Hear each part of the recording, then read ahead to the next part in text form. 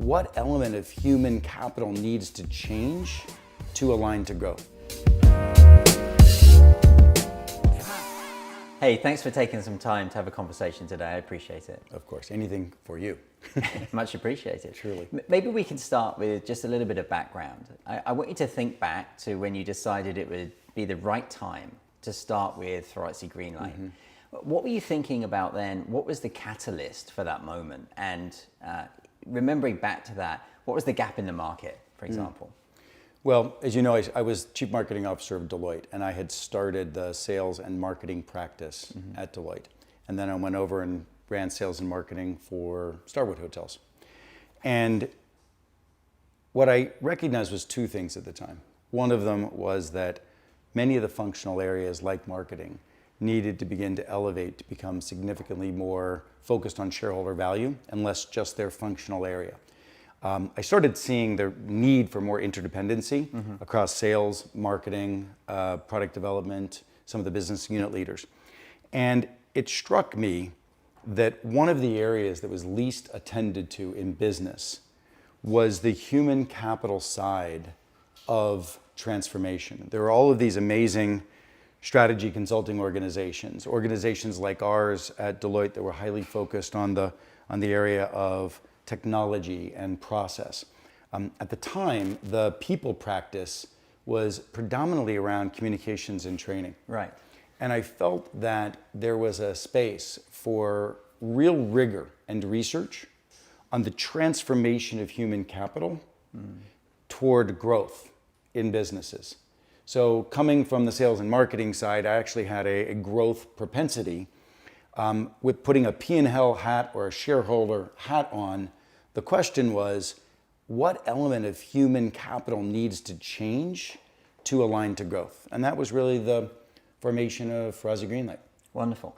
Now, think back to when we first met. What were your reflections then? Perhaps they're suitable for our audience today. Well, no, absolutely. I mean, I just didn't understand your hair. But other than that, well, look, first of all, we were at a time in our growth where we had multiple large transformations going on at the same time.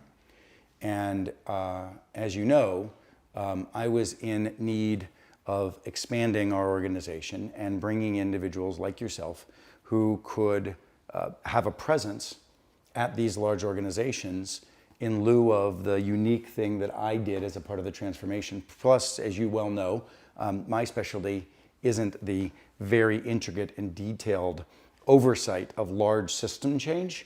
You know, I've got my special sauce and you've got yours. So I was looking for partners along that dimension. And you did such an extraordinary job, both at the work that we were doing at the time, a large German chemical company. And at the same time, you were extraordinary with adopting the agile process inside of our own organization. And it really felt obvious to me and to the rest of the organization and the folks that were senior in our firm that you should lead that division of consulting. And so it was a real blessing to have brought you on board. And all since then, all we've certainly had is extraordinary customer experience and satisfaction under your leadership. So much appreciated. Oh, thank you. And thank you for the opportunity. Look, for me, it's been about 5 years. For me, the opportunity to work with you is always a pleasure. And to see you light up the room. You said that with a straight face. Yeah, I did. That's Honestly. Right. To see you light up the room and ignite that passion for change with that group of people every time is magical to me. And I've seen it so many times, but it's still magical. One of the things that I'm excited about is your next book. Now, could you say a few words around that? Absolutely.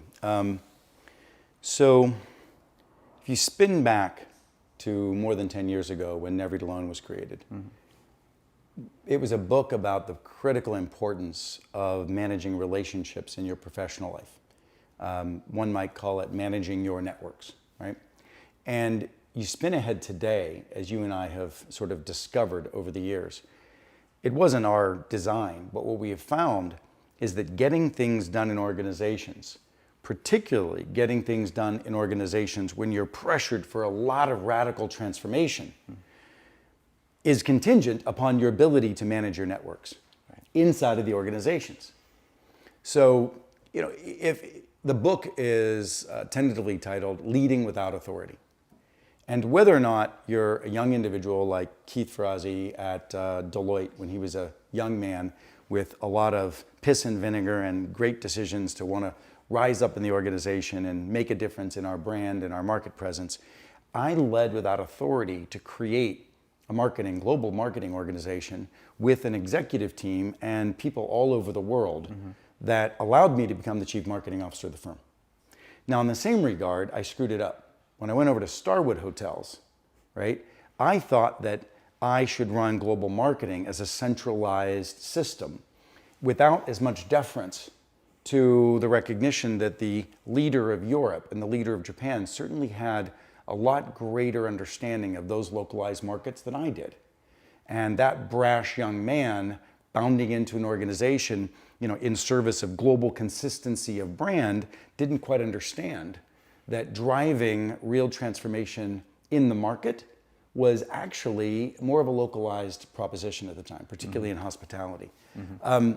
So I see today, as you do, so many of our clients who think that they can meet transformational demands in the marketplace with their own intellect and their own designs by just gaining greater and greater control and authority. And they end up limiting themselves. The cap of their transformational success is, in fact, their incapacity and their unwillingness to think beyond the authority and control they have and think of the ecosystem that they have to manage, that they have to influence, that they have to move, that they have to engender. I mean, it's leading without authority that allows transformation to occur. As you know, we created a word for it that we didn't think existed. We don't think collaboration was enough. We thought that collaboration, not just what you fell into when you needed to, but a stasis position of constantly co-creating new solutions, including as many robust inputs as possible, and at the same time, butt-kicking candor and accountability and working with each other, pushing each other to go higher. We created the word co-elevation at Ferrazzi Greenlight. And I so believe in co-elevation as the principal organization design for the future. What are your goals? Who do you have to work with to achieve them? And how does that group of people get committed to the mission and each other to go higher for the mission and for each other? That's a kind of a long description of the book, Leading Without Authority, and how does one bring co-elevation into leadership of all sorts.